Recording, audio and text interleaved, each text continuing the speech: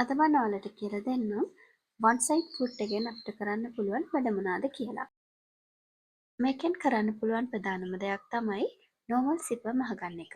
ඒ ගැන වීඩියෝ එකක් මම ඔයාලට channel එකෙන් ගෙනාවා.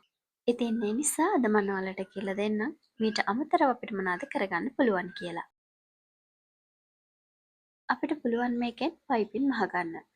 ඔයාලට අවශ්‍ය ප්‍රමාණය පයිපින් කෝඩ් එකක් අරගෙන පයිපින් එක මෙන්න මේ විදිහට කවර් කරගන්න පුළුවන් රිබන් එකකින් හරි වෙනත් අවශ්‍ය කෝඩ් එකකින් නැත්නම් රෙදි කොටසකින් හරි මේ විදිහට පයිපින් එක කවර් කරගෙන පයිපින් එකට හේතු කරගෙන මහගෙන යන්න පුළුවන්. අපි සාමාන්‍යයෙන් මේ වගේ පයිපින් එකක් රෙදි කොටස් දෙකක් මැද්දට තමයි තියාගන්නේ. ඉතින් මම මේක මුලින් ඔයාලට මහලා පෙන්නුවේ කොහොමද මේ පයිපින් එක මේ ෆුට් එකෙන් මැහෙන්නේ කියලා. දැන් අපි බලමු රෙදි කොටස් දෙකක් මැද්දට මේ පයිපින් එක තියාගෙන ෆිනිෂ් කරගන්නේ කොහොමද කියලා. ඔයාලට එකපාරින් මේක මහගන්නත් පුළුවන්. ඉතින් පුරුදු නැති මේ වන් සයිඩ් ෆුට් එකේ වමට සහ දකුණට යන දෙපැත්තටම ෆුට් දෙකක් තියෙන නිසා ඔයාලට මහගන්න පහසු පැත්තේ ෆුට් එක දාගන්න පුළුවන්.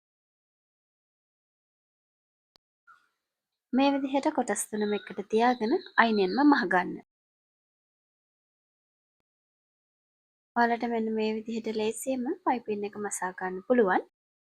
ඔයාලා දැකලා ඇති සමහර පුටු කවර, කුෂන් කවර එහෙම මෙන්න මේ වගේ පයිපින් එකක් දාලා මහලා තියෙනවා.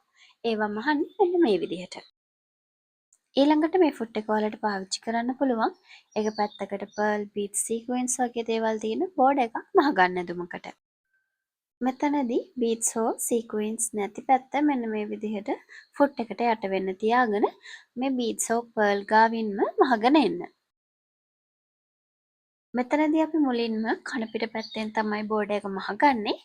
ඊළඟට මේක හොඳ පිට පැත්තට හරවලා මේක උඩින්ම මේ ෆුට් එකෙන් ටොප් ස්ටිච් එකක් විදියට මහගෙන එන්නත් පුළුවන්.